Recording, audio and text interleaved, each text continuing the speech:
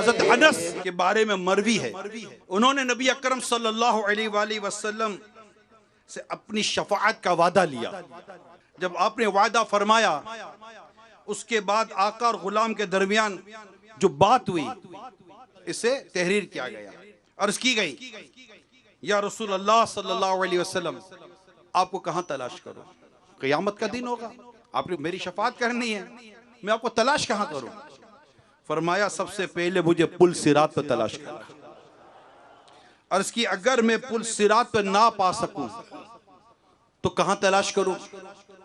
ارشاد فرمایا میزان کے پاس آ جانا۔ عرض کی اگر وہاں بھی نہ پاؤں تو کہاں تلاش کروں؟ فرمایا مجھے حوض کوثر پر تلاش کرنا، کیونکہ میں 3 مقامات کو نہیں بھول سکتا، کیونکہ یہی میری امت کی دشوار والے معاملات ہوں گے۔ یہ پیارے آقا صلی اللہ تعالی علیہ وآلہ وسلم کی ہم پر کتنی بڑی کرم نوازی ہے۔ اعلیٰ حضرت لکھتے ہیں نا شعر، مجھ سے بے کس کی دولت پہ لاکھوں درود، مجھ سے بے بس کی قوت پہ لاکھوں سلام۔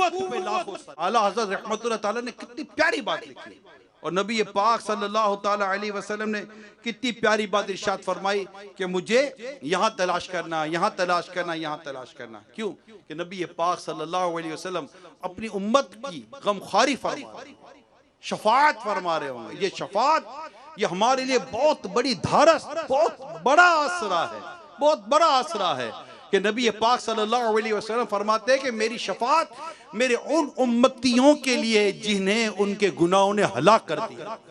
میرے گناہگار پہ جب لطف آپ کا ہوگا، گناہگار پہ جب لطف آپ کا ہوگا، کیا بغیر کیا بے کیا ہوگا، دکھائی جائے گی محشر میں شان محبوبی، آپ ہی کی خوشی آپ کا کہا ہوگا۔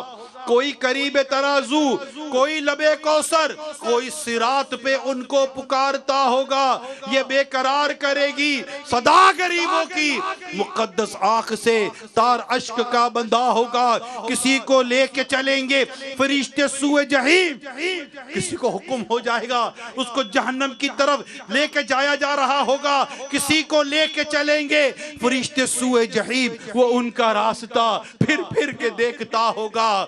شکستہ پاہوں میرے حال کی خبر کر دو، شکستہ پاہوں میرے حال کی خبر کر دو، کوئی کسی سے یہ رو رو کے کہہ رہا ہوگا، عزیز بچے کو ماں جس طرح تلاش کرے، خدا گواہ ہے وہی حال آپ کا ہوگا۔